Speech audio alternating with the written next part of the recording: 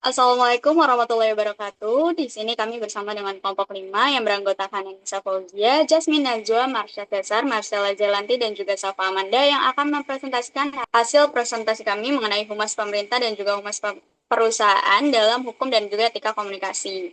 Selanjutnya untuk humas pemerintah itu merupakan komunikator antara instansi pemerintah dan juga publiknya melalui interaksi langsung maupun tidak langsung untuk memastikan terbukanya akses serta saluran komunikasi. Baik, selanjutnya ini ada di humas perusahaan, yang dimana corporate public relations berperan menjaga dan membangun hubungan yang saling menguntungkan antara organisasi dan publiknya melalui komunikasi yang efektif dan pembentukan citra yang positif. Nah, di sini jadi ada tabel perbedaan. Yang pertama, kita akan membahas aspek perbandingan dari etika dasar.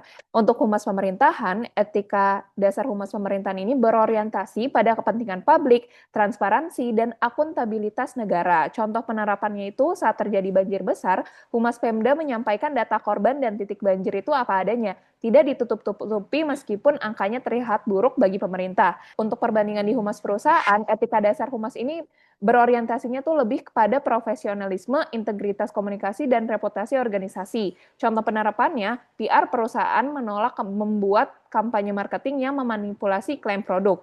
Misalnya produk skincare yang belum BPOM. Next ada tujuan utamanya. Kalau untuk humas pemerintah sendiri, dia lebih ke ranah masyarakat dan publik. Contohnya kayak membangun kepercayaan masyarakat sampai ke menjaga stabilitas seperti di publik. Terus contoh penerapannya itu ada program subsidi sama kebijakan lewat sosmed.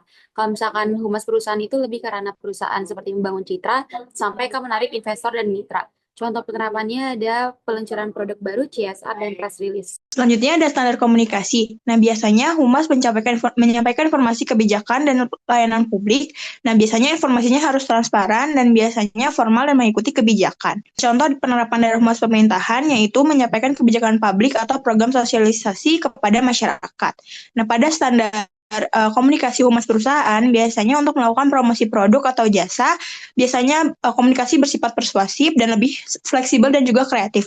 Contoh penerapannya melakukan komunikasi dengan publik melalui platform digital seperti media sosial. Selanjutnya untuk respon PR humas pemerintah dan juga perusahaan, untuk pada tabel perbedaan bisa dilihat bahwa humas pemerintah ini lebih berfokus pada menjaga kepercayaan publik, memastikan transparansi dan juga mengendalikan arus informasi agar tidak menimbulkan kepanikan. Contoh penerapannya itu saat terjadinya pandemi COVID, di mana Kemenkes dan juga Satgas COVID-19 ini mengumumkan data kasus serta pedoman kesehatan dan juga kebijakan PPKM. Respon humas perusahaan sendiri ini lebih berfokus pada melindungi reputasi, menjamin kelangsungan bisnis, serta minimalkan dampak finansial dan juga kepercayaan konsumen.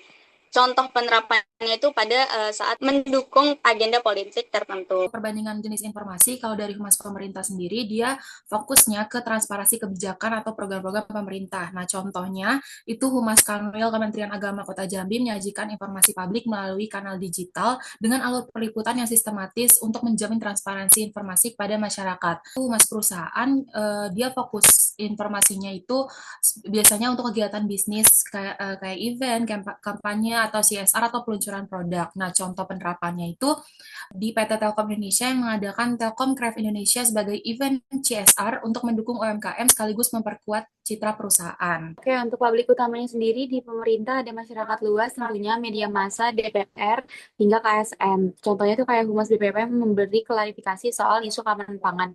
Lalu kalau di perusahaan itu lebih konsumen, saham investor, karyawan, terus ekonomi dan media, lalu mitra hingga ke regulator. Itu contohnya ketika perusahaan kosmetik menjelaskan komposisi produk ketika muncul isu tidak aman. Oke, ini ada referensinya, boleh di next. Oke, mungkin sekian dari kelompok kami. Terima kasih.